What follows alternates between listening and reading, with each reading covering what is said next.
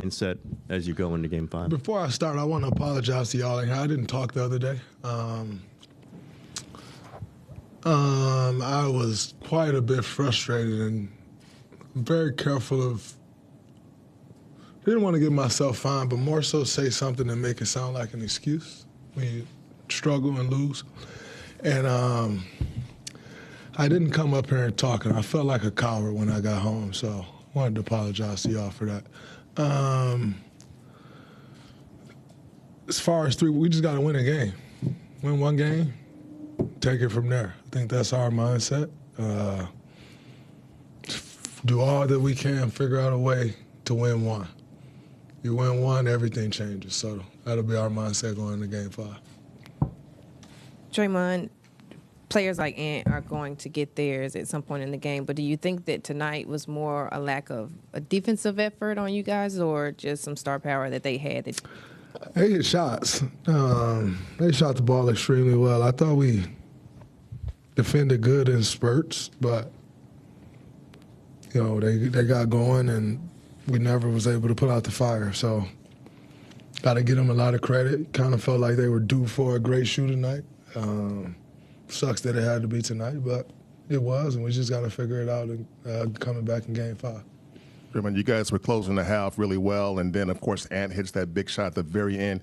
And you and Gary defended it like you should, but how big was that shot for him to go down at that time? It was huge. I think, one thing we talked about at halftime is like, yeah, he hit a tough shot, but what could we have done differently? Could we have not let him walk up to the spot, But it's like every time we're on a run, we're letting Ant break the run up.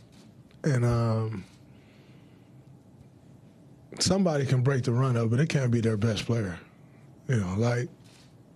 Our defense should be so keyed in at that point during a run that it can't be their best player just getting to a spot and raising up. And I'm not just talking about that play. There were several points, we're on a run and even last game, he get to the free throw line and just raise up, and it's like, so I think we got to do a better job there. And that's not one guy. That's a complete team effort when you're guarding a guy like that. So I think we got to be better there. Once we get the run, just got to put up more force defensively. You guys only got up 27 threes, and it was pretty low volume last game too. How do you generate enough offense basically in 2025 when it doesn't seem like you guys can get up that many threes? Yeah, I think number one, everybody got to be ready to shoot. You get the opener, you got to let it go. I think sometimes we're passing some up. You're without Steph. At times, the first good look oftentimes will be the best look. And when you got Steph out there, you can turn down looks because you can go and play on the backside, and he creates causes so many dominoes to fall. But when he's not, you turn down that first open look and then go looking for something else, and it may not open up again. And so I think starters, we got to take the first open ones. Not mildly contested ones, but if they're open, you got to let it go. So I think that's where it starts for us. You guys are obviously facing elimination. It's later stage of yours and Steph's career. Do you expect him to almost try to push himself back considering the circumstances? And do you have to be part of a conversation of him maybe having to protect himself from rushing back? No, we're not going to Superman this thing. If he's in a place where he could play, I'm sure he will, and him and Rick and everybody will figure that out, but we don't need Superman. Got to play the long game. So if he can, we know he will, but there's no pressure. We got to figure out how to win whether he play or not. Draymond, you were talking about defending Ant. He was obviously a tough cover his first few years in the league, but now that his three is so much better, how much tougher is he? And is there anyone really in the league who has that combination of three-point ability and dynamic drives to the basket? No. There is no one. He is a one-on-one. But I think, with the increased volume, the ability that he's worked his tail off for to be able to shoot the ball like that, makes him a tough cover for sure. But I think we also got to do a better job. Like, his first ones can't be off an offensive rebound, kick out threes. I think he's using some of them to get going the last couple games. So we got to do a better job there of taking those away. And if we don't get the rebound, you got to go into a scramble, not give up them open threes. Draymond, with Jimmy, what's the difference tonight when he takes 9 shots as opposed to the last game when he's taken 26? I mean, we obviously need them shooting the ball, but their defense, they were collapsing on them today. So we tried to pick up that slack. But I know he's not feeling well. Been pretty crappy all day, so that also affects the energy as well. But no excuses made here. I think that's on me. I got to find a way to get him in position, more position to score. I think tonight I was just trying to get him the ball, and I don't think I got him the ball in good spots, which then allowed the defense to load up on him. So I got to do a better job there of getting him the ball in better spots to where it's not as easy for the defense to key on him.